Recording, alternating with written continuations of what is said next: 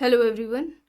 आज की इस क्लास में यूपीपीजीडी परीक्षा 2026 का प्रश्न पत्र देखने वाले हैं एंड आप की समाजशास्त्र से संबंधित आगामी सभी परीक्षाओं के लिए ये क्लास इम्पॉर्टेंट रहने वाली है क्योंकि संभावना रहती है प्रश्न रिपीट होते हैं, पूछे जाते हैं एंड आप सभी इस क्लास को जितना हो सके ज़्यादा से ज़्यादा लोगों के साथ शेयर ज़रूर कर दीजिए।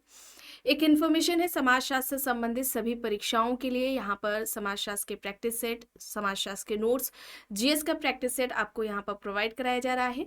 इससे संबंधित जानकारी के लिए यहाँ पर एक व्हाट्सएप नंबर दिया जा रहा है आपको 790-555-3851। इस पर आप मैसेज करके इससे जुड़ी हुई जानकारी ले सकते हैं। ये व्हाट्सएप नंबर है एंड अभी 31 मई तक, ठीक है, अभी 31 मई तक यहाँ पर कुछ छूट दी जा रही है ऑफर में। इससे कोई भी जुड़ी हुई जानकारी चाहते हैं तो आप इस नंबर व्हाट्सएप नंबर पर आप मैसेज करके पूरी जानकारी ले सकते हैं। एंड ध्यान रखिए अभी यूपीपीजीटी की आंसर की नहीं आई है, 2-3 दिन तक आ जाएगी ये। चलिए अब यहाँ पर देखते हैं प्रश्न। देखिए पहला प्रश्न है यहाँ पर, वर्ग कार्ल मार्क्स के विचार में निम्नलिखित में से कौन सा वर्ग अंततः पूंजीवादी व्यवस्था को नष्ट कर देगा। मार्क्स के विचार में इनमें से कौन सा वर्ग है जो पूंजीवादी व्यवस्था को नष्ट कर देगा। विकल्प में यहाँ पर दिया गया है मध्यम वर्ग, नव पूंजीपति वर्ग, पूंजीपति वर्ग या फिर सर्वहारा वर्ग। क्या होगा यहाँ पर राइट आंसर? यहाँ पर क्या होगा?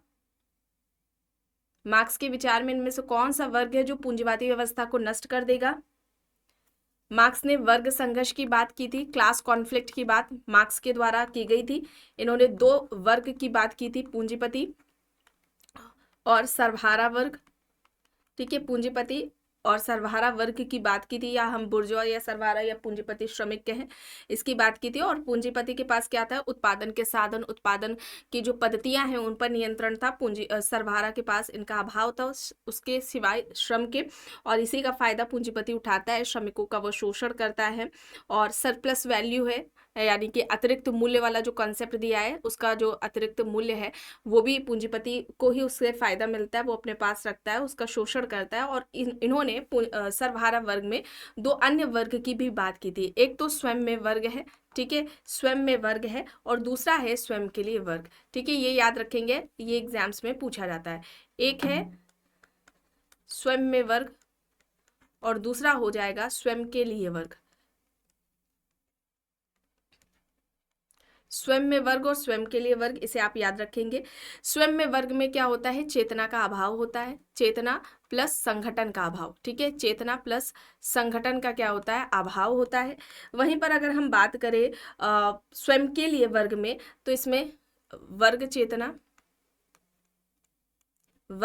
का विकास होता है, वर्ग चेतना पाई जाती है, प्लस ये क्या होता है? संगठित होता है शोषण के विरुद्ध। इन्होंने इसमें मार्क्स ने बताया था कि जो स्वयं के लिए वर्ग है, जब इसमें चेतना का विकास होता है तो ये अपने शोषण के खिलाफ आवाज उठाते हैं, ये संगठित होते हैं, और पूंजीपति के खिलाफ ये क्या करते हैं? विद्रोह, लड़ाई करते हैं, संघर्ष करते हैं, एक तरीके से क्रांति की बात करते हैं कार्ल मार्क्स। और इनका ये कहना था कि जब इस तरह से वर्ग संघर्ष होगा, क्रांति आएगी, तो एक ऐसी नए समाज का उदय होगा जिसे कार्ल मार्क्स ने समाजवाद का नाम दिया था। और इसमें इन्होंने कहा था मार्क्स ने कि इसमें क्या होगा? जो इनइक्वालिटी है, असमानता, ठीक है, असमानता का अंत होगा, और ये वर्ग विहीन समाज होगा। वर्ग विहीन समाज होगा तो संघर्ष होगा नहीं होगा, किसी का कोई शोषण भी नहीं कर सकेगा। वर्ग ही नहीं होगा, वर्ग विहीन समाज होगा, वर्ग नहीं होगा तो कोई किसी का शोषण नहीं करेगा, संघर्ष नहीं होगा, और ऐसे समाज का नाम इन्होंने मार्क्स ने समाजवाद दिया था। और यहाँ पर क्या होगा? सर्वहारा वर्ग होगा, ऑप्शन डी यहाँ पर राइट होगा। चलिए आगे यहाँ पर देखिए प्रश्न है, किसने अक्सर संरचना को स्ट्रैट जैकेट के रूप में संदर्भित किया? ऑप्शंस है यहाँ पर George Herbert Mead, Herbert Blumer, Robert E Park, Erving Goffman. इनमें से किसने अक्सर संरचना को स्ट्रैट जैकेट के रूप में संदर्भित किया? यहाँ पर राइट आंसर क्या होगा? सही, यहाँ पर राइट आंसर क्या हो जाएगा?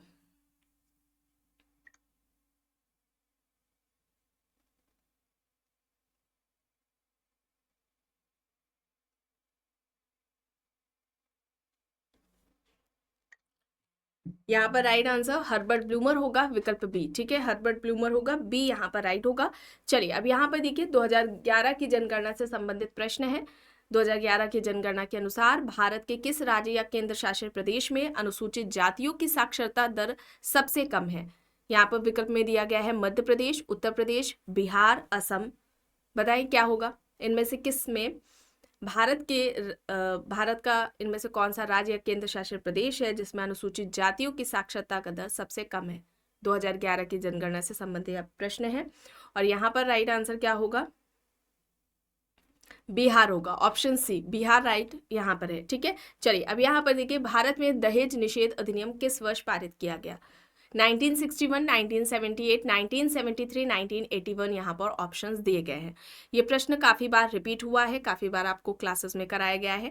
आपने PYQs देखे होंगे, चाहे आप नेट के एग्जाम की तैयारी कर रहे हो, GIC, UPPGT, बिहार स्टेट, किसी भी परीक्षा की अगर हम बात करें तो यहाँ पर यह आपको प्रश्न देखने को मिला होगा। और अभी जल्द ही कम्युनिटी पर भी एक पोस्ट किया गया था जिसमें महत्वपूर्ण अधिनियम से संबंधित था। उसमें सारे जितने भी महत्वपूर्ण अधिनियम थे उसमें दिए गए थे, उसमें से एक ये भी था। और अनुच्छेद से संबंधित भी प्रश्न आया है, उसका भी पोस्ट किया गया था और अनुच्छेद का भी क्लास में आपको कराया गया है। यहाँ पर क्या होगा? भारत में दहेज निषेध अधिनियम कब पारित होता है? 1961 में होता है।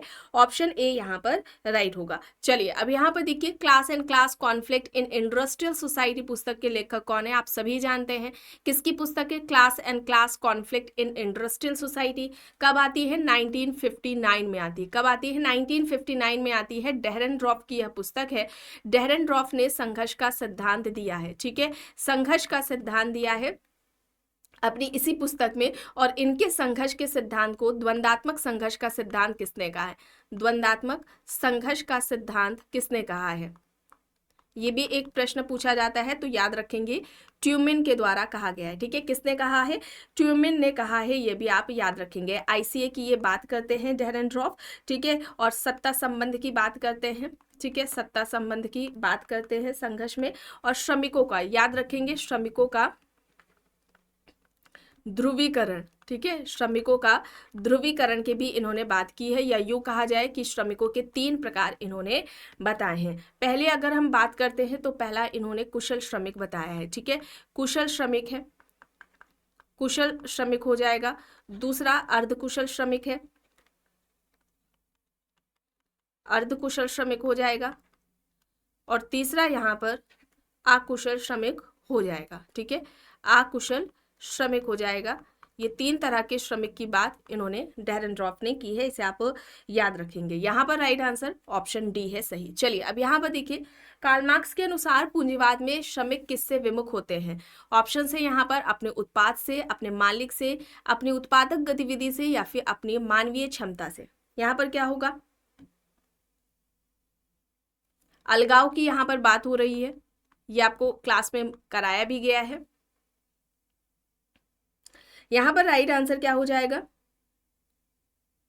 यह अलगाव के चरण है या प्रकार कहे जाए, जो कि मार्क्स के द्वारा बताए गए हैं। अपने उत्पाद से किस वजह से होगा? शोषण के वजह से होगा। अपने मालिक से होगा प्रतिस्पर्धा के वजह से। और अपनी उत्पादक गतिविधि से जो होगा वो सृजनहीनता की वजह से आएगा। और अपनी मानवीय क्षमता से जब उपयुक्त सभी में अलगाव आएगा तो लास्ट में व्यक्ति स्वयं से भी अलगाव महसूस करेगा। ठीक है, तो यहाँ पर क्या होगा? ये सभी हो जाएंगे। ऑप्शन बी यहाँ पर राइट हो जाएगा। ABCD ये सभी है, बी यहाँ पर राइट आंसर है। चलिए अब यहाँ पर देखिए प्रश्न है, तमिलनाडु के तंजौर जिले के एक गांव में स्त्रीकरण प्रणाली के बदलते पैटर्न का अध्ययन किसने किया? विकल्प दिए गए हैं C Lakshman, MS Gore, Andre बेते, AM Shah. यहाँ पर राइट क्या होगा? वॉइस आ रही है ना? ओके। तमिलनाडु के तंजौर जिले के एक गांव में स्त्रीकरण प्रणाली के बदलते पैटर्न का अध्ययन किसने किया है? यहाँ पर राइट आंसर क्या होगा? आंद्रे बेते। ठीक है, आंद्रे बेते होगा। अग्रहम गांव आपको याद रखना है, अग्रहम गांव पर इनका अध्ययन रहा है बेते का। ठीक है, अग्रहम गांव पर इन्होंने अध्ययन किया है। और ध्यान रखेंगे वेबर के सामाजिक स्त्रीकरण का प्रयोग इन्होंने किया था, ठीक है। और बेत्ते ने भारतीय सामाजिक स्त्रीकरण के 3 आधार भी बताए थे। भारतीय सामाजिक स्त्रीकरण के 3 आधार बताए थे, ठीक है। 3 आधार कौन कौन से हैं? एक जाति है, वर्ग है और शक्ति है। जाति, वर्ग, शक्ति, ये किसके द्वारा बताए गए हैं? आंद्रे बेत्ते के द्वारा बताए गए हैं। कास्ट, क्लास एंड पावर, ठीक है। इस नाम से इनकी पुस्तक भी आती है, caste, class and power. Caste, class and power, इस नाम से इनकी पुस्तक आती है। कब आती है? 1958 में आती है। इसे भी आप याद रखेंगे, इंपॉर्टेंट है, ठीक है। और भारतीय समाज, इन्होंने क्या कहा था? भारतीय समाज कृषक समाज नहीं है, ठीक है। भारतीय समाज को कृषक समाज नहीं कहा था। भारतीय समाज मिश्रित समाज है, मिक्स्ड सोसाइटी है। भारतीय समाज मिश्रित समाज है। ये किसके द्वारा बात कही गई है? आंद्रे बेत्ते के द्वारा कही गई है। इसे आप याद रखेंगे, इंपॉर्टेंट है, पूछा जा सकता है। कृषक समाज की अवधारणा रॉबर्ट रेडफील्ड ने दी थी और इन्होंने कृषक समाज को क्या कहा था? अविशिष्ट समाज कहा था। कृषक समाज को आधा समाज किसने कहा है? ये आप कमेंट बॉक्स में बताएंगे। इस तरह से प्रश्न पूछा जाता है, तो आप याद रखेंगे। भारतीय समाज कृषक समाज नहीं है, मिश्रित समाज है, मिक्स्ड सोसाइटी है। ये किसका कहना है? आंद्रे बेत्ते का कहना है। चलिए, यहाँ पर ऑप्शन सी है सही। आगे यहाँ पर देखिए, प्रश्न है, विषयों की अवधारणा का उपयोग करके संस्कृति का अध्ययन किसने किया? Kroeber, Ralph Linton, Ruth Benedict, M.E. Opler यहाँ पर दिए गए हैं। विषयों की अवधारणा का उपयोग करके संस्कृति का अध्ययन किसने किया? यहाँ पर सही क्या हो जाएगा? यहाँ पर थीम की बात हो रही है, कल्चरल थीम। सांस्कृतिक लय कॉन्सेप्ट किसका है? ओपलर का।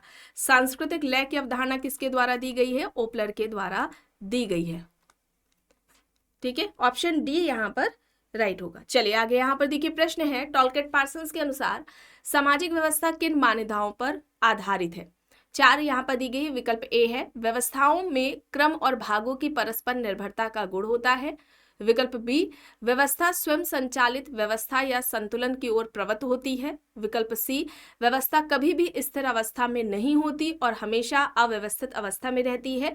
और विकल्प डी यहाँ पर क्या होगा? एक भाग की प्रकृति का प्रभाव अन्य भागों के स्वरूप पर पड़ता है। यहाँ पर सही क्या होगा? सोशल सिस्टम, पार्सन्स की पुस्तक है। कब आती है? 1951 में। यहां पर राइट आंसर क्या होगा? सी को छोड़कर सभी, ए, बी, डी यहाँ पर राइट आंसर हो जाएगा। ऑप्शन डी यहाँ पर राइट होगा। व्यवस्था कभी भी स्थिर अवस्था में नहीं होती और हमेशा अव्यवस्थित अवस्था में रहती, ये बात नहीं की गई थी पार्सन्स के द्वारा। यहाँ पर विकल्प डी हो जाएगा सही। चलिए अब यहाँ पर देखिए, प्रश्न है, किस वर्ष पंचायतों और शहरी स्थानीय निकायों में महिलाओं के लिए कम से कम 1/3 सीटों के लिए आरक्षण का प्रावधान किया गया था? 1994, 1992, 1986 या फिर 1991? राइट आंसर यहां पर क्या होगा? ये क्लास में कई बार आपको बताया गया है। यहां पर सही क्या हो जाएगा? यहां पर राइट आंसर क्या हो जाएगा? 1992, ठीक है। पंचायती राज व्यवस्था से संबंधित, पंचायती राज्य व्यवस्था से संबंधित 73वां संविधान संशोधन था, ठीक है। 73वां संविधान संशोधन अधिनियम पूछा जाता है, ठीक है। कौन सा था? 1992 था, ठीक है। इसे आप याद रखेंगे। इसके अलावा स्थानीय निकायों से संबंधित पूछा जाए तो ये 74वां संविधान संशोधन था, ठीक है। 74वां संविधान संशोधन था।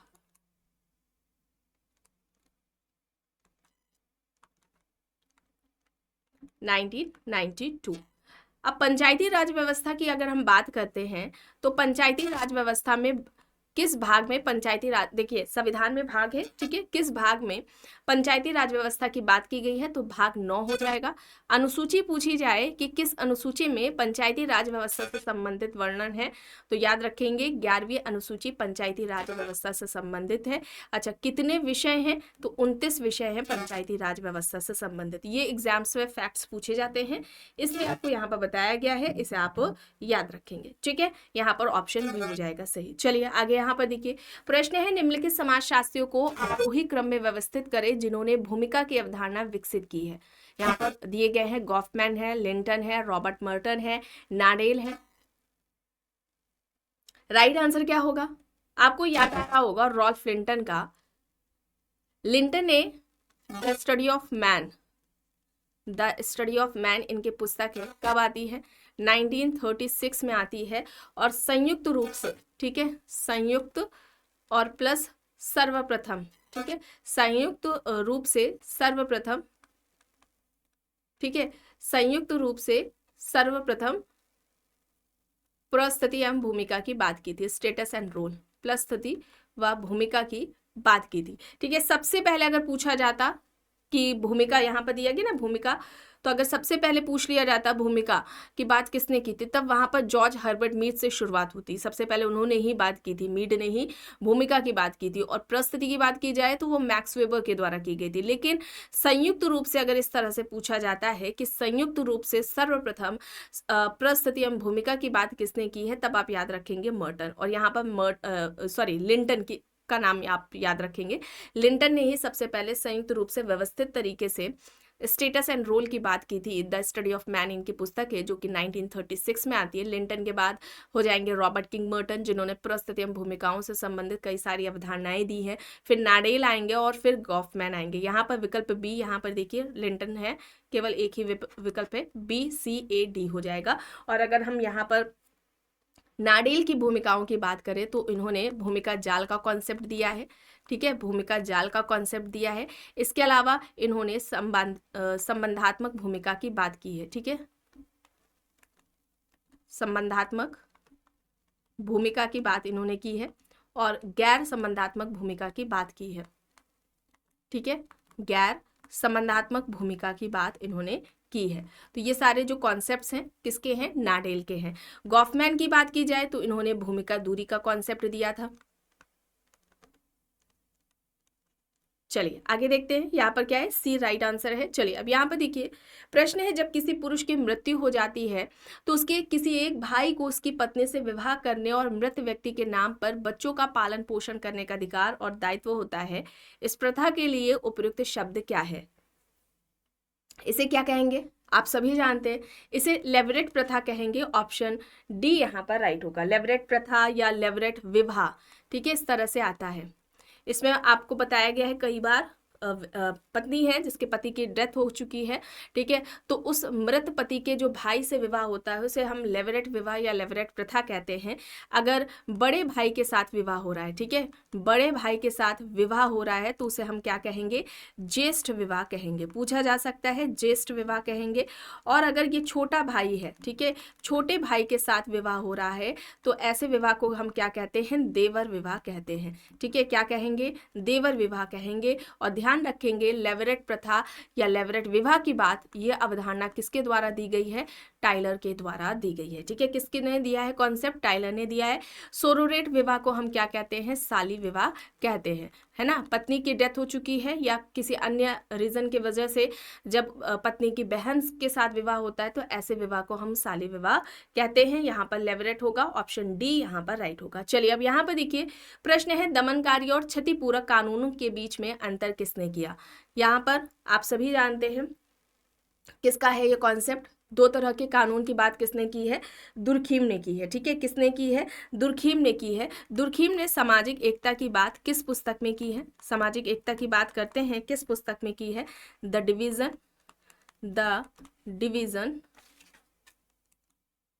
Division of labour in society. अच्छा, ये पुस्तक कब आती है, 1893 में आती है। The division of labour in society, ये पुस्तक कब आती है, 1893 में आती है। और इसमें इन्होंने दो तरह की एकता की बात की थी, यांत्रिक एकता ठीक है, यांत्रिक एकता, और दूसरी क्या हो जाएगी, सावयवी एकता। यांत्रिक एकता और दूसरी हो जाएगी सावयविक एकता। यांत्रिक एकता किस समाज की विशेषता है, सरल समाज में या पारंपरिक समाज में हमें देखने को मिलता है, और सावयवी एकता की बात करें तो यह आधुनिक समाज में हमें देखने को मिलती है। और अगर हम यहाँ पर बात करें यांत्रिक एकता में, तो इसमें क्या होते हैं, इसमें क्या देखने को मिलता है, सामूहिक चेतना पाई जाती है। ठीक है, सामूहिक चेतना होती है, व्यक्तिगत संबंध कम होते हैं। ठीक है, व्यक्तिगत संबंध कम होते हैं, और व्यक्ति के द्वारा किया गया अपराध पूरे समाज के विरुद्ध अपराध माना जाता है। और यहाँ पर कानून का जो रूप देखने को मिलता है वो दमनकारी है। ठीक है, दमनकारी कानून पाया जाता है किस समाज में, यांत्रिक एकता पर आधारित समाज यानी कि सरल या पारंपरिक समाज में दमनकारी कानून पाया जाता है। वहीं पर अगर हम बात करते हैं सावयवी एकता की, तो ये आधुनिक समाज की या हम कहें जटिल समाज की विशेषता है। इसमें क्या होता है, कार्यों का विभाजन देखने को हमें मिलता है। ठीक है, एक दूसरे पर निर्भरता होती है, एक दूसरे पर निर्भरता पाई जाती है, व्यक्तिगत स्वतंत्रता हमें देखने को मिलती है, व्यक्तिगत स्वतंत्रता हमें देखने को मिलती है। और कानून का जो स्वरूप होता है वो कैसा होता है, क्षतिपूरक होता है। ठीक है, प्रतिपूरक या क्षतिपूरक कानून हमें इसमें देखने को मिलता है। ठीक है, यहाँ पर क्या होगा, दुर्खिम होगा, और ये आपके चैनल के कम्युनिटी पर पोस्ट भी किया गया था एग्जाम से पहले। चलिए आगे यहाँ पर देखिए, प्रश्न है भूमिका अपेक्षाओं से जुड़े पुरस्कार और दंड क्या कहलाते हैं।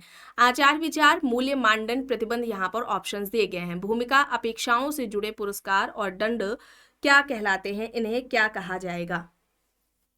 यहाँ पर राइट आंसर ऑप्शन डी होगा, सेक्शंस। ठीक है, प्रतिबंध, या अगर हम इसे कहें अनुशस्ति।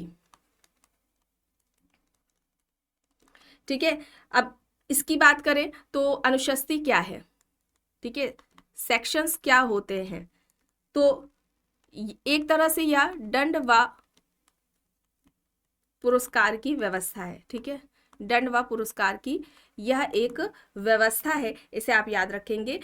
समाज के द्वारा व्यवहार को करने या फिर ना करने की स्वीकृति, एक तरह से हम कह सकते हैं अनुशस्ति क्या है, किसी व्यवहार को करने या ना करने की जो स्वीकृति होती है उसे ही हम अनुशस्ति कहते हैं।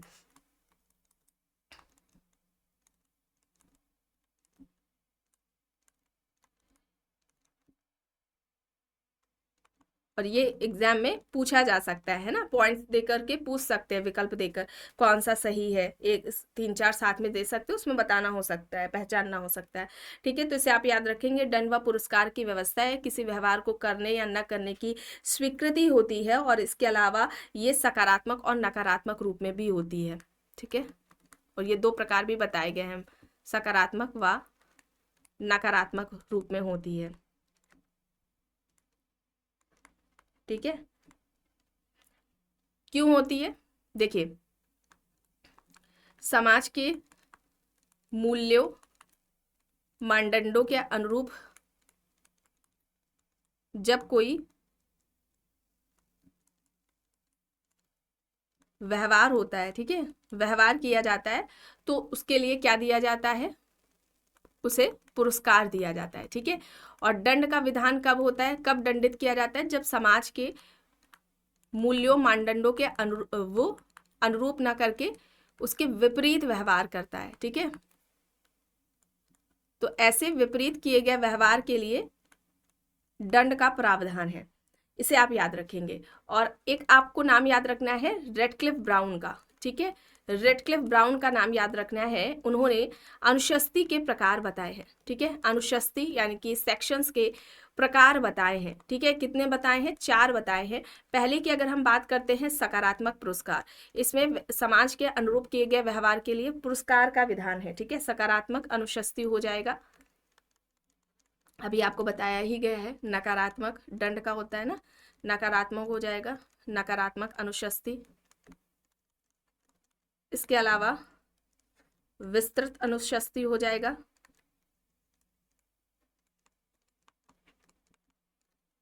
और चौथा यहाँ पर संगठित अनुशस्ति हो जाएगा।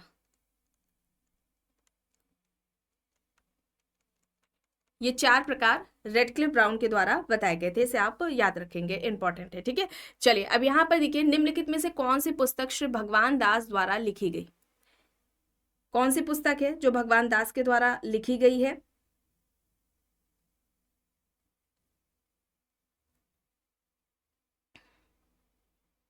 Asian solution of modern problems, ठीक है, ऑप्शन डी यहाँ पर राइट आंसर हो जाएगा। अच्छा, ये अरविंद घोष की है, ठीक है, अरविंद घोष। बाकी सारी पुस्तकें किसकी हैं?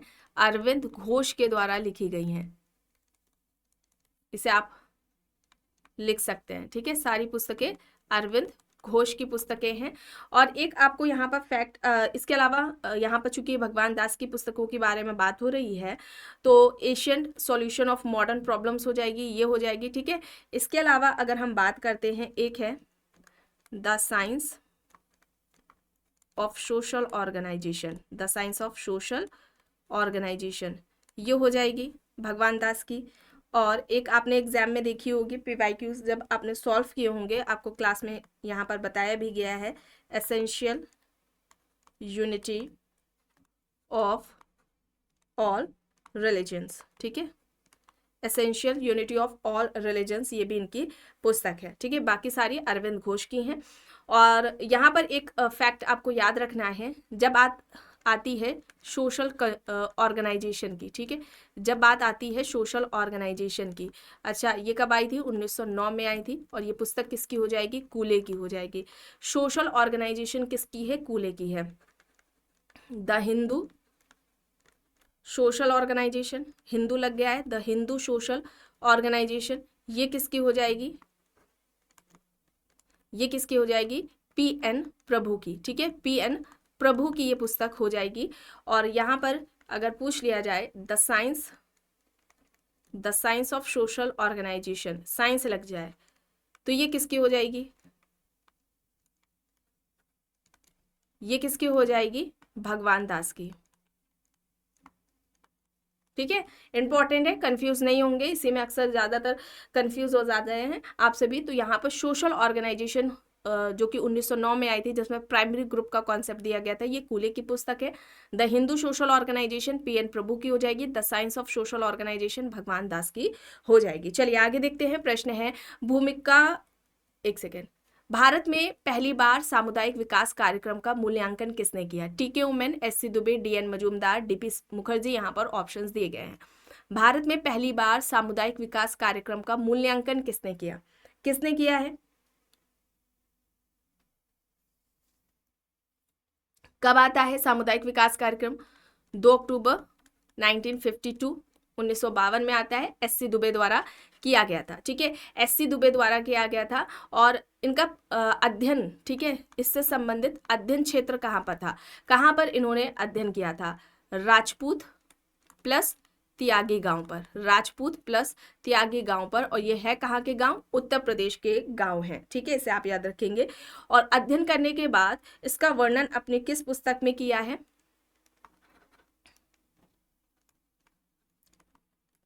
इंडियाज चेंजिंग विलेजेस में, ठीक है, इंडियाज चेंजिंग विलेजेस। और ये बुक आती है 1958 में। ये इंपॉर्टेंट है, पूछा जा सकता है कि सामुदायिक विकास का जो परीक्षण है या उसका मूल्यांकन है दुबे द्वारा किया गया है, उसका वर्णन इन्होंने, दुबे ने, किस पुस्तक में दिया?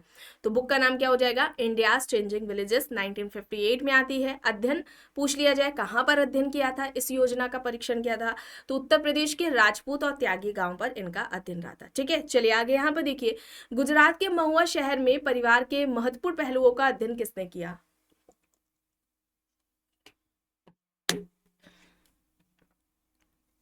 यहाँ पर सही क्या होगा? गुजरात के महुआ शहर में परिवार के महत्वपूर्ण पहलुओं का अध्ययन किसने किया था? महुआ की बात हो रही है, गुजरात के आई.पी. देसाई ने, ठीक है। किसका अध्ययन रहा है? आई.पी. देसाई का रहा है। और याद रखेंगे आप, आई.पी. देसाई ने 423 परिवारों का अध्ययन किया था, ठीक है, 423 परिवारों का इन्होंने अध्ययन किया था महुआ में, ठीक है, इसे आप याद रखेंगे। अध्ययन कब रहता है इनका? 1956 में इन्होंने अध्ययन किया था। और परिवार का वर्गीकरण 2 तरह से दिया था, ठीक है, परिवार का वर्गीकरण इन्होंने किया है दो तरह से किया है।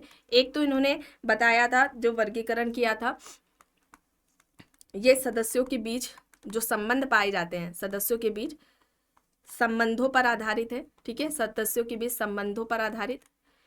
अब इसके आधार पर ही इन्होंने परिवार के 4 प्रकार बताए थे, ठीक है। ये 4 प्रकार एक पीढ़ी वाला है, ठीक है, एक पीढ़ी परिवार। दूसरा हो जाएगा 2 पीढ़ी वाला, ठीक है, 2 पीढ़ी वाला परिवार। तीसरा हो जाएगा 3 पीढ़ी वाला, ठीक है, 3 पीढ़ी वाला। और चौथा 4 पीढ़ी वाला परिवार हो जाएगा, ठीक है। तो आधार पूछा जा सकता है क्लासिफिकेशन का कौन सा था। एक हो जाएगा सदस्यों के बीच जो संबंध है उस पर आधारित है परिवार का, इन्होंने वर्गीकरण किया। दूसरा इन्होंने बताया था अन्य परिवार के साथ जो संबंध है, अन्य परिवार के साथ संबंधों पर आधारित, ठीक है, अन्य परिवार के साथ संबंधों पर आधारित। तो ये 2 वर्गीकरण थे इनके परिवार के, ठीक है। इसे आप याद रखेंगे, एग्जाम्स में इंपॉर्टेंट है, पूछा जा सकता है। भले एक पीढ़ी 2 पीढ़ी वाला ना पूछा जाए, या हो सकता है पूछ लिया जाए टफ करने के लिए, लेकिन ये वर्गीकरण क्लासिफिकेशन का ये किस आधार पर किया है ये पूछा जा सकता है। इनकी बुक्स की बात की जाए तो आप सभी जानते हैं, कई बार बताई गई है, some aspects of family in महुआ है, 1953 में ये पुस्तक इनकी आती है, ठीक है। एक है the joint family in India, ठीक है, the joint family in India है, जो कि 1956 में आती है। Some aspects of family in Mahuva, the joint family in India, 1956, ठीक है। और यहाँ पर राइट आंसर ऑप्शन बी है। A.M. शाह दिया गया है, तो इन्होंने अपूर्ण परिवार की बात की थी। इनकम्प्लीट फैमिली का जो कॉन्सेप्ट है ये A.M. शाह के द्वारा दिया गया था, ठीक है, इसे आप याद रखेंगे। चलिए आगे देखते हैं। प्रश्न है, किसने नव प्रकार्यात्मकतावाद को प्रकार्यात्मक सिद्धांत का एक आत्म आलोचनात्मक पहलू के रूप में परिभाषित किया, जो अपने सैद्धांतिक मूल को बनाए रखते हुए कार्यात्मकतावाद यानी कि प्रकार्यात्मकतावाद के बौद्धिक दायरे को व्यापक बनाने का प्रयास करता है। विकल्प में यहाँ पर है Anthony Giddens, Peter L Berger, Alex Inkeles, J C Alexander, Paul Colomy. यहाँ पर राइट आंसर क्या होगा? यहाँ पर अलेक्जेंडर पॉल कॉलोमी हो जाएगा। ऑप्शन डी यहाँ पर राइट आंसर हो जाएगा, ठीक है। अच्छा, नव प्रकारवाद के जनक कौन थे? नव प्रकारवाद के जनक कौन थे? नव प्रकारवाद के जनक कौन थे? अलेक्जेंडर थे, ठीक है। कौन थे? अलेक्जेंडर थे। इसे आप याद रखेंगे, ये पूछा जाता है, डायरेक्टली भी पूछ लिया जाता है। प्रकारवाद की अगर हम बात करें, इसका नव प्रकारवाद का उद्भव कैसे हुआ, कैसे इसकी स्थापना हुई, तो प्रकारवाद की बात करें तो 1970 के दौर तक, ठीक है, 1970 के दौर तक प्रकारवाद की इसमें जो इसके अंदर खामियां थी उस वजह से इसकी आलोचनाएं होने लगी थी।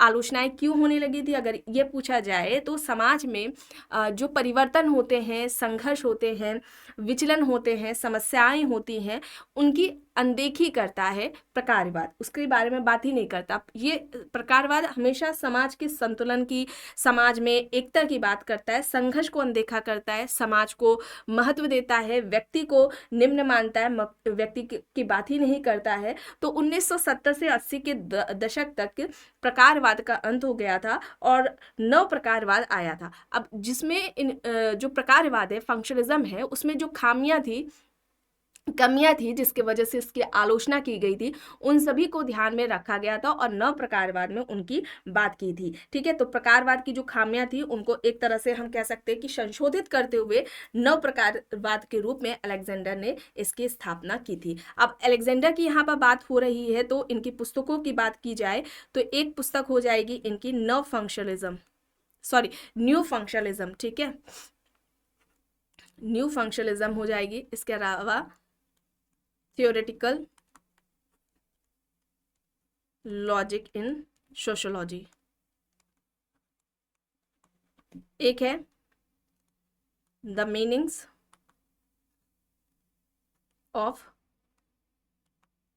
Social life, the meanings of social life, ये इनकी हो जाएगी। न्यू फंक्शनलिज्म हो जाएगी theoretical logic in sociology, the meanings of social life, ये किसकी है, अलेक्जेंडर की यहाँ पर आपको बुक्स बताई गई है। चलिए आगे यहाँ पर देखिए, प्रकार्यात्मक सिद्धांत में योगदान देने वाले निम्नलिखित समाजशास्त्रियों को कालक्रम में सही से व्यवस्थित करना है।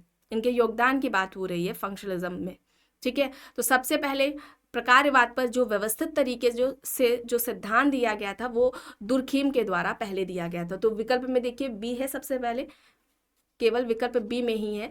पहले दुर्खीम ने बात की थी, फिर उसके बाद रेडक्लिफ ब्राउन का नाम आएगा, पार्सन्स आएंगे और फिर मर्टन आएंगे। यहाँ पर क्या हो जाएगा, विकल्प बी यहाँ पर राइट आंसर हो जाएगा, ठीक है।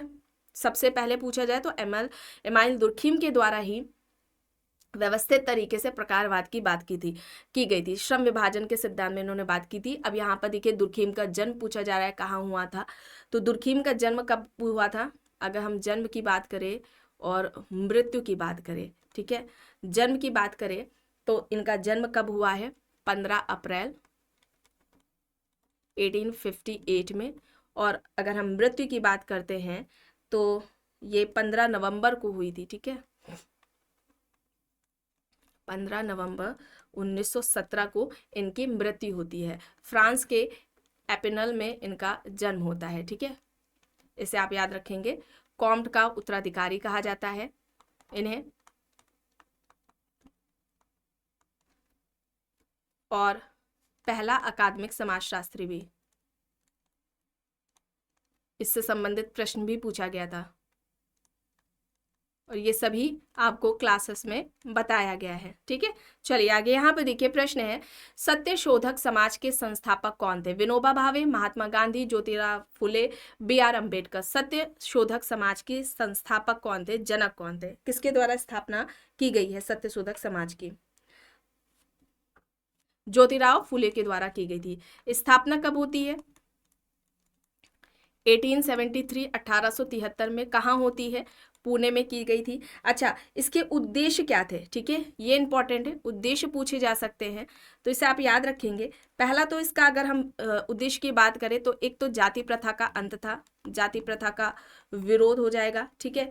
दूसरे की अगर हम बात करें समानता व न्याय, ठीक है, समानता व न्याय। तीसरा अगर हम बात करें शिक्षा था, शिक्षा, और शिक्षा विशेष रूप से दलित और महिला शिक्षा की बात इन्होंने की थी, ठीक है, शिक्षा की बात या शिक्षा का प्रसार विशेष रूप से दलित महिला की बात की गई थी।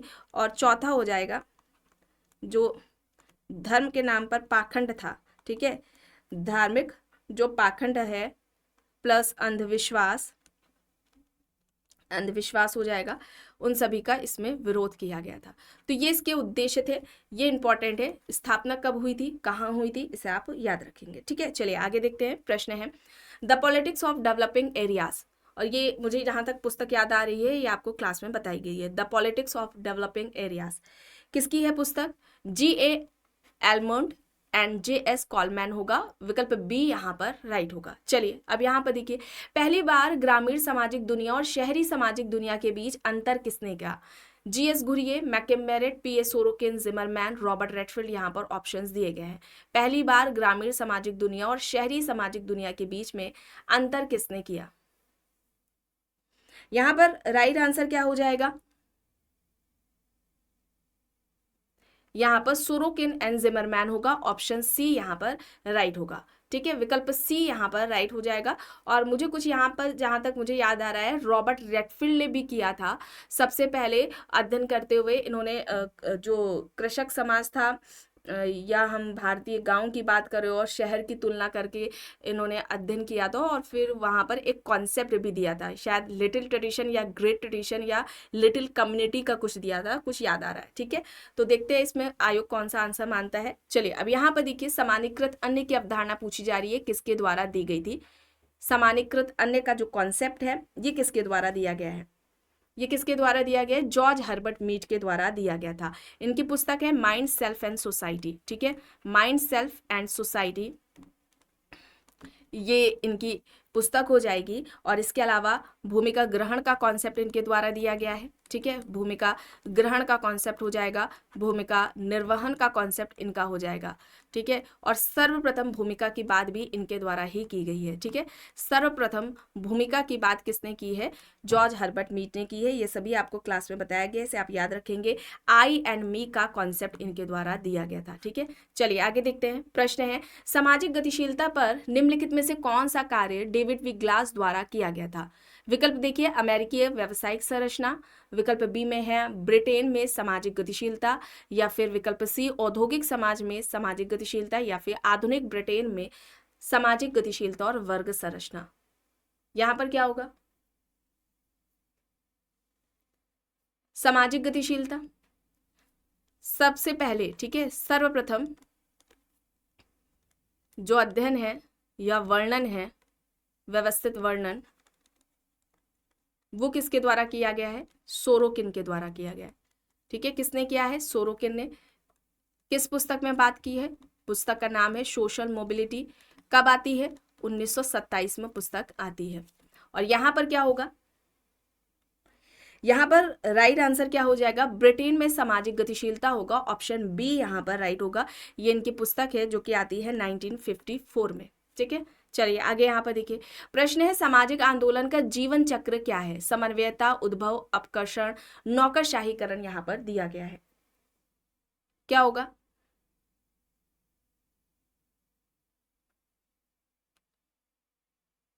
यहाँ पर पहले उद्भव आएगा।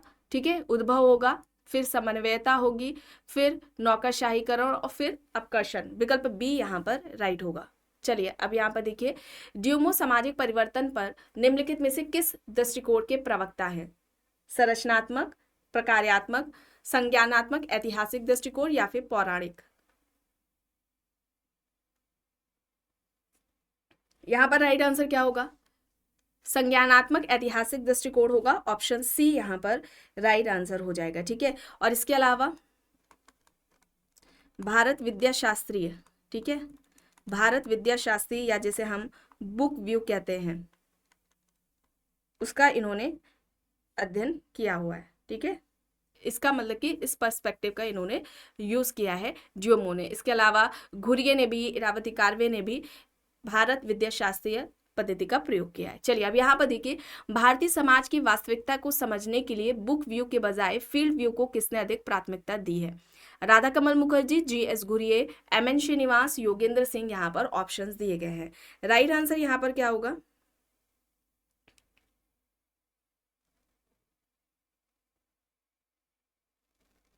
राइट आंसर यहाँ पर क्या हो जाएगा?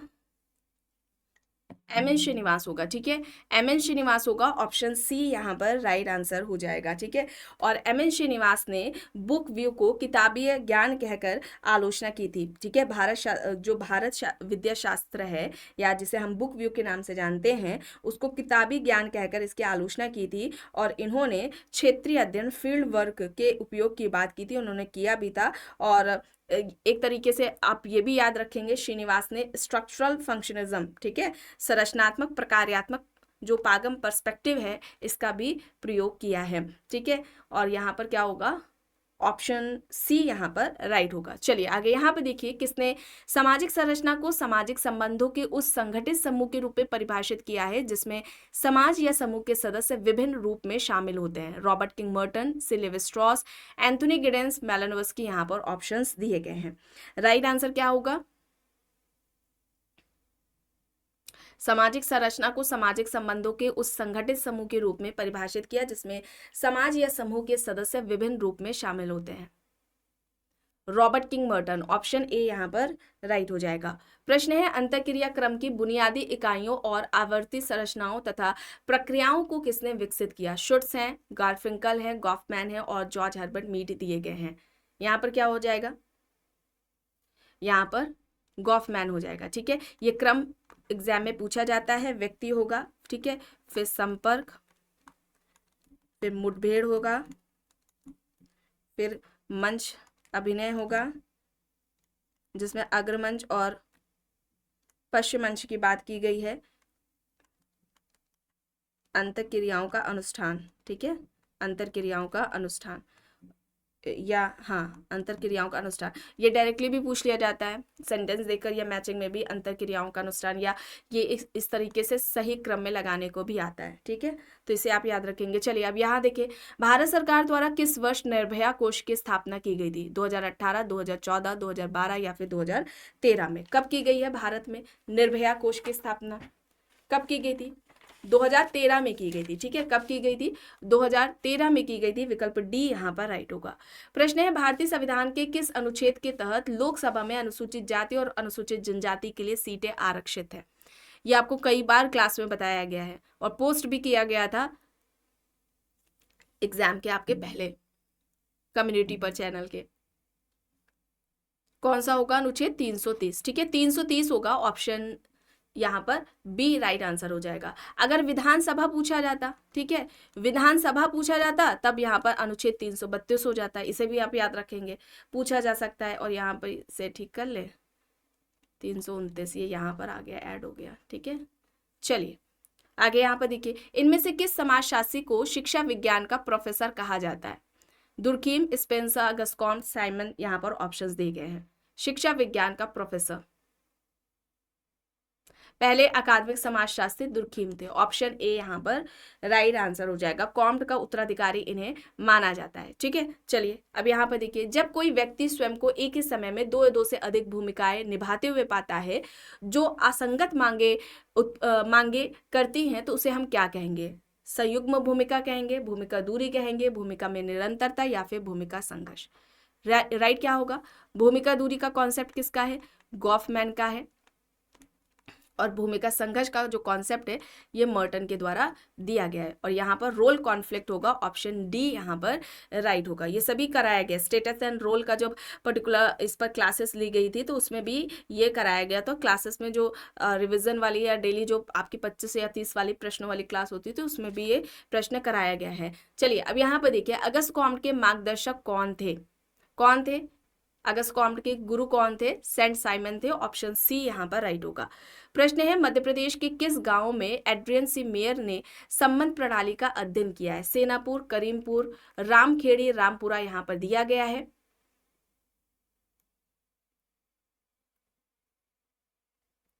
यहाँ पर क्या होगा? यहाँ पर रामखेड़ी होगा। सी यहाँ पर राइट होगा। करीमपुर पर अध्ययन वाइजर का है और रामपुरा पर अध्ययन किसका है? श्रीनिवास का। और जहां तक याद आ रहा है सेनापुर पर ओपलर का है। ठीक है, ये कंफर्म नहीं है। ठीक है, यहाँ पर क्या है? ऑप्शन सी होगा। चलिए अब यहाँ पर देखिए, निम्नलिखित में से किस विषय को हर्बर्ट स्पेंसर ने अपने प्रिंसिपल्स ऑफ सोशियोलॉजी में समाजशास्त्र के विषय के रूप में शामिल किया था? यहाँ पर 4 दिए गए हैं। परिवार, व्यक्तिगत आकांक्षाएं, राजनीतिक संगठन, चर्च की संरचनाएं और कार्य यहाँ पर दिया गया है। सही क्या होगा? और प्रिंसिपल्स ऑफ सोशियोलॉजी ये पुस्तक समाजशास्त्र की पहली प्रमाणिक पुस्तक मानी जाती है। इसे भी आप याद रखेंगे, इस तरह से भी प्रश्न पूछा जाता है। और यहाँ पर क्या होगा? परिवार होगा, राजनीतिक संगठन और चर्च की संरचनाएं और कार्य। विकल्प ए। ठीक है, ऑप्शन ए यहाँ पर राइट होगा। प्रश्न है, द ह्यूमन साइकिल को पहली बार अगस्त 1916 और जुलाई 1918 के बीच समीक्षा आर्य में मासिक किस्तों में किस शीर्षक के तहत प्रकाशित किया गया था? अरविंद घोष का मानव चक्र से संबंधित प्रश्न है ये। The psychology of social development. Option यहाँ पर सी हो जाएगा सही। अब यहाँ पर देखिए, भारत के दूसरे पिछड़ा वर्ग आयोग के अध्यक्ष के बारे में पूछा जा रहा है। बलवंत राय मेहता किससे संबंधित है? पंचायती राज व्यवस्था से। और अशोक मेहता आप देख रहे हैं, ये भी पंचायती राज व्यवस्था से संबंधित है। बचते हैं 2 ऑप्शन, बीबी मंडल, काका कालेलकर। तो यहां पर अगर हम बात करते हैं प्रथम पिछड़ा वर्ग आयोग की, सब क्लास में ये कराया गया। प्रथम पिछड़ा वर्ग आयोग, इसका गठन कब होता है?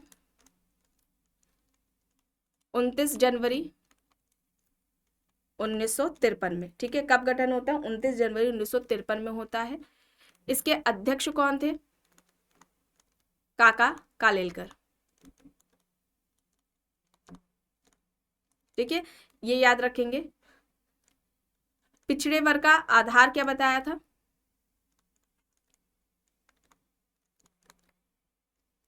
आधार इन्होंने माना था दो आधार इन्होंने माने थे, एक तो सामाजिक और साथ में शैक्षणिक, है ना, सामाजिक और शैक्षणिक रूप से पिछड़े हैं, जो उन्हें ओबीसी में रखा था। अच्छा, कितनी जातियों को इन्होंने पिछड़ी जातियां बताया है, ये इंपॉर्टेंट है, ये पूछा जाता है। 2399 जो जातियां थी, इन्हें क्या कहा था, ओबीसी कहा था, अन्य पिछड़ा वर्ग में शामिल किया था 2399 जाति को, ये इंपॉर्टेंट है, ठीक है। दूसरे पिछड़ा वर्ग आयोग की अगर हम बात करते हैं, ठीक है, द्वितीय पिछड़ा वर्ग आयोग, तो इसकी अगर हम बात करते हैं कब आता है, इसका गठन कब होता है, 1979 में होता है, ठीक है। अध्यक्ष की अगर हम बात कर लेते हैं, अध्यक्ष कौन है, बीपी मंडल है, बीपी मंडल है। और उस समय अगर पीएम पूछ लिया जाए, प्रधानमंत्री कौन थे, तो मोरारजी देसाई थे, ये याद रखेंगे। और इन्होंने कितनी जातियों को पिछड़ी जाति में शामिल किया था, 3743, ठीक है, 3743 जातियों को ओबीसी माना था, जो कि उस समय पॉपुलेशन का 52% था, ठीक है। इसे आप याद रखेंगे, 3743, ये नंबर आप याद रखेंगे, ये एग्जाम्स में पूछे जाते हैं, ठीक है। यहाँ पर क्या होगा, बीपी मंडल होगा, विकल्प बी यहाँ पर राइट होगा। चलिए, अब यहाँ पर देखिए किसने कहा था कि ज्ञान जैसा कि प्रवचन में निर्मित होता है, दूसरों को परिभाषित करने की शक्ति का निर्माण करता है। ऑप्शन है फूको, हेबरमास, देरिडा, एंथोनी गिडेंस। ज्ञान जैसा कि प्रवचन में निर्मित होता है, दूसरों को परिभाषित करने की शक्ति का निर्माण करता है, यहाँ पर राइट आंसर क्या हो जाएगा, कौन सा विकल्प यहाँ पर राइट होगा,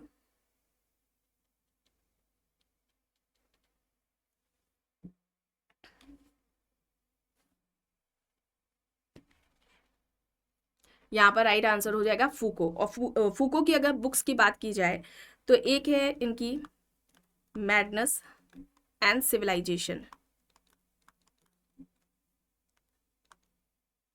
madness and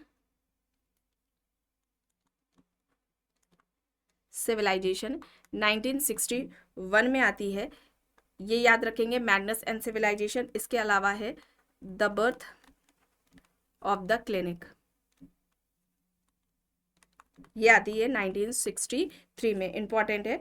the order of things, the order of things, जिसमें इन्होंने वंश शास्त्र की बात की थी, 1966 में ये पुस्तक आती है, ठीक है। Discipline and punish, discipline and punish, ये कब आती है, 1975 में आती है।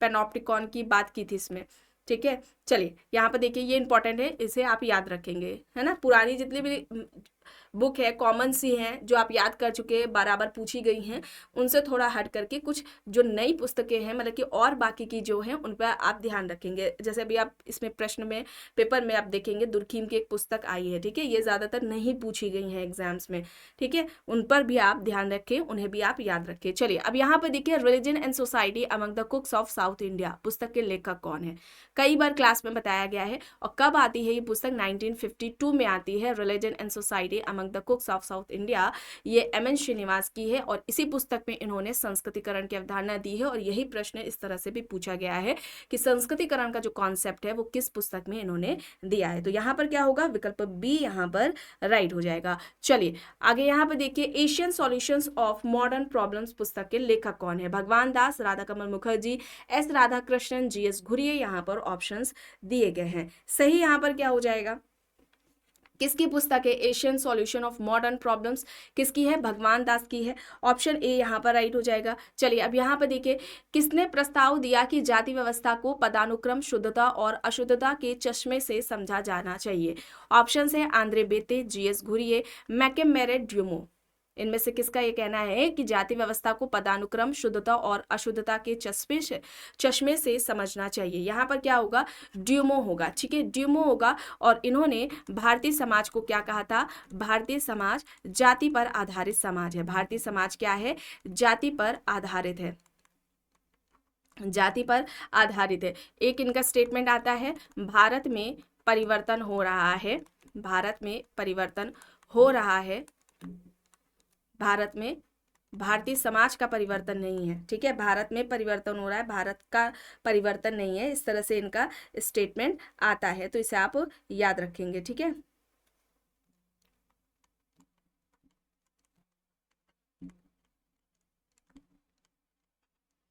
ये इनका आता है, यहाँ पर विकल्प डी होगा राइट आंसर, ठीक है। चलिए आगे देखते हैं, एक सेकेंड, वॉइस आ रही है, ओके। यहाँ पर देखिए, अरुणाचल प्रदेश में वधुमूल्य के रूप में क्या दिया जाता है? कपड़े और नगद, मिथुन, खंजर, टोकरी, यहाँ पर ऑप्शंस हैं। वधुमूल्य के रूप में अरुणाचल प्रदेश में क्या दिया जाता है? मिथुन, ठीक है। मिथुन एक क्या है? एक पशु है, पशु गाय, गाय है एक तरह की, ठीक है, इसे आप याद रखेंगे। और ये शादी के दौरान लड़के द्वारा लड़की को दिया जाता है, ठीक है, शादी के दौरान लड़के द्वारा, लड़की जिसका विवाह हो रहा है उसके द्वारा लड़की को दिया जाता है, और जो कि सम्मान व सामाजिक प्रतिष्ठा का प्रतीक है, ठीक है, जिसे हम मिथुन कह रहे हैं। एक तरह का उनका हम कह सकते हैं पारंपरिक वधु मूल्य है ये मिथुन, तो यहाँ पर विकल्प बी होगा, ठीक है। चलिए अब यहाँ पर देखिए, पाषाण समाजीकरण को किस रूप में देखते हैं? ऑप्शन देखिए, विकल्प ए है जीवन भर के अनुभव, विकल्प बी एक प्रक्रिया जिसमें आवश्यकता प्रवृत्ति बच्चों को सामाजिक व्यवस्था से बांधती है, विकल्प सी बचपन में सीखे गए मानदंड और मूल्य वयस्कता में पूरी तरह बदल जाते हैं, विकल्प डी कर्ता निष्क्रिय प्राप्तकर्ता होते हैं। तो यहाँ पर देखिए, विकल्प सी को छोड़ दीजिए और बाकी सारे सही है, ए बी डी यहाँ पर राइट है, तो यहाँ पर क्या होगा? A B D, option B, ठीक है, विकल्प बी यहाँ पर राइट आंसर हो जाएगा। चलिए अब यहाँ पर देखिए, thin globalisation and thick globalisation के बारे में यहाँ पर बात हो रही है, अंतर किसने किया है thin globalisation and thick globalisation के बीच में? यहाँ पर क्या होगा? डेविड हेल होगा, ठीक है, डेविड हेल होगा। उल्ड्रिच बेक ने रिस्क सोसाइटी की बात की थी। चलिए अब यहाँ पर देखिए, संघर्ष संगठित समूहों के बीच एकीकरण, अधिसमन्वय और अधीनता लाने की प्रवृत्ति रखता है, यह किसने किया? ये किसने कहा है? जॉन रेक्स है, डेरेनड्रॉफ है, रॉबर्ट ई पार्क है, कार्ल मार्क्स है। ये नया प्रश्न है, ठीक है, मुझे जहां तक लग रहा है डेरेनड्रॉफ। देखते हैं आयु क्या बताता है इसका आंसर, ठीक है, और अभी 2-3 दिन के अंदर तक आंसर की आ जानी चाहिए। यहाँ पर क्या होगा? बी है, ठीक है, मेरे अनुसार बी है, देखते हैं क्या होता है। चलिए अब यहाँ पर देखिए, किस वर्ष कार्यकर्ता ताराबाई शिंदे ने अपनी पुस्तक स्त्री पुरुष तुलना प्रकाशित की थी? वर्ष पूछा गया है, और यहाँ पर क्या होगा? 1882, ठीक है, 1882 में की थी, ऑप्शन ए यहाँ पर राइट होगा। चलिए अब यहाँ पर देखिए, समाजशास्त्र के इतिहास में उद्धृत निम्नलिखित विचारधाराओं को कालक्रम में लगाना है। प्रत्यक्षवाद, संरचनावाद, संरचनात्मक क्रियावाद, उत्तर आधुनिकतावाद, ठीक है, क्या आएगा? राइट आंसर क्या होगा? प्रत्यक्षवाद सबसे पहले आया था, ठीक है, लास्ट में तो आया ही नहीं था, ऑप्शन यहाँ पर एक कट जाएगा, विकल्प ए हट जाएगा, फिर बाद में देखें बी सी डी में से देखें, सबसे पहले क्या आया है? प्रत्यक्षवाद आया है, फिर उसके बाद संरचनावाद, स्ट्रक्चरलिज्म का कॉन्सेप्ट किसने दिया है? लेवी स्ट्रॉस ने दिया है, फिर उसके बाद स्ट्रक्चरल फंक्शनलिज्म आ जाएगा, फिर इसके बाद पोस्ट मॉडर्निज्म आ जाएगा, ऑप्शन सी, विकल्प सी यहाँ पर राइट आंसर होगा। एक सेकेंड, डी होगा, ठीक है, डी होगा, डी होगा, सॉरी, डी होगा, ऑप्शन डी, प्रत्यक्षवाद, फिर उसके बाद संरचनात्मक क्रियावाद, फिर स्ट्रक्चरलिज्म हो जाएगा लेवी स्ट्रॉस का, और फिर उत्तर आधुनिकतावाद होगा, विकल्प डी यहाँ पर राइट होगा। चलिए अब यहाँ देखिए, आखिरी प्रश्न है, और इसके बाद वाले जो प्रश्न होंगे वो नेक्स्ट क्लास में आपके कंप्लीट करा दिए जाएंगे। The power elite, the power elite का सिद्धांत किसने प्रतिपादित किया? ये कई बार आपको क्लास में बताया गया। पावर एलिट किसने बात की थी? सी राइट मिल्स ने की थी, ऑप्शन ए यहाँ पर राइट आंसर हो जाएगा, ठीक है, और इनका अध्ययन कहाँ पर रहा है? अमेरिकी शक्ति संरचना पर, ठीक है, अमेरिकी शक्ति संरचना पर इन्होंने अध्ययन किया है। किसने अध्ययन किया है? सिराइट मिल्स ने किया है। और समाज का केंद्र बिंदु, ठीक है, समाज का केंद्र बिंदु किसे माना है? पावर को माना है, शक्ति को माना है, इसे आप याद रखेंगे। और जब ये शक्ति अभिजन की बात करते हैं, ठीक है, जब ये शक्ति अभिजन की बात करते हैं तो 3 अभिजनों की बात करते हैं, एक तरह से हम कहें या अभिजन कहें या शक्ति कह दें हम। एक तो आर्थिक अभिजन है या आर्थिक शक्ति, ठीक है। दूसरा हो जाएगा राजनीतिक, और तीसरा हो जाएगा सैनिक।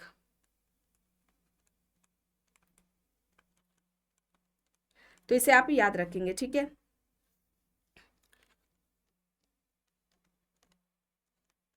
पावर इलिट एक इनकी ये पुस्तक हो जाएगी, एक हो जाएगी ये सभी आपको क्लास में बताया गया, द सोशियोलॉजिकल इमेजिनेशन, ठीक है, ये एक पुस्तक हो जाएगी।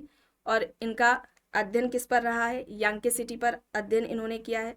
तो listen Yankee, the revolution in Cuba, ये हो जाएगी इनकी पुस्तकें, ठीक है। इंपॉर्टेंट है, इसे आप याद रखेंगे। Power elite, the sociological imagination, listen Yankee, the revolution in Cuba, यहाँ पर ऑप्शन ए होगा राइट।